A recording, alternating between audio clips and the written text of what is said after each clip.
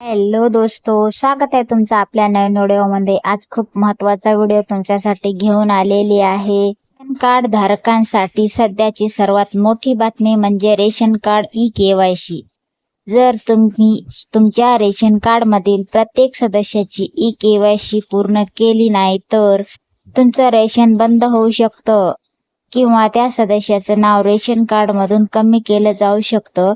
त्याचबरोबर अनेकांना कुटुंबातील नवीन सदस्याचं किंवा नवीन सुनेचं नाव नोंदवायचं असतं। ते कसं करायचं हे आपण आजच्या व्हिडिओमध्ये अगदी सोप्या भाषेत पाहणार आहोत।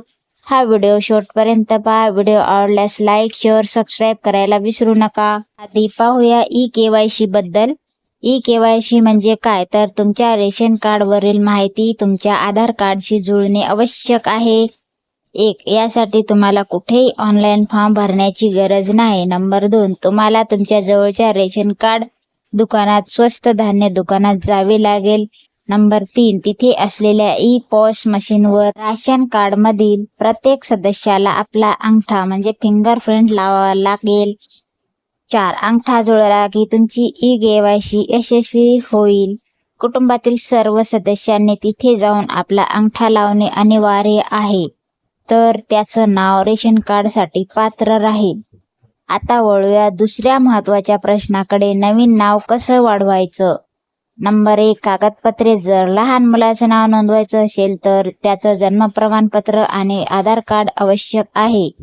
जर नवीन सुनेचं नाव लावायचं असेल तर लग्नाचा दाखला आणि माहेरच्या राशनमधून नाव कमी केल्याचा दाखला म्हणजे कॅन्सलेशन सर्टिफिकेट लागते। 2, प्रक्रिया। तुम्हाला तुमच्या तालुक्यातील तहसील कार्यालय किंवा पुरवठा विभाग सप्लाय डिपार्टमेंट मध्ये जाऊन फॉर्म नंबर 3 भरावा लागतो।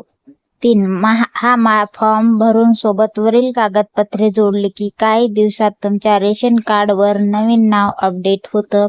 आता काही ठिकाणी ही सुविधा आपले सरकार पोर्टल वरून ऑनलाईन देखील उपलब्ध झाली आहे।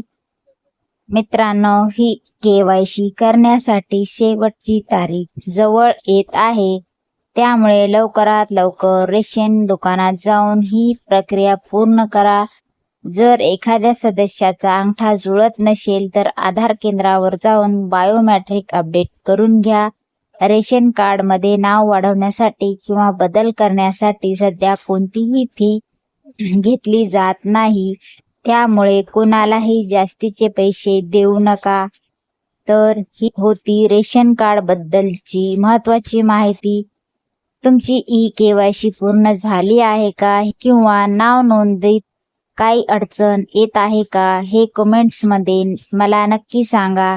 माहिती आवडली असेल तर व्हिडिओला लाईक करा आणि आपल्या कल्पना इन्फो मराठी चॅनलला सबस्क्राईब करायला विसरू नका। धन्यवाद।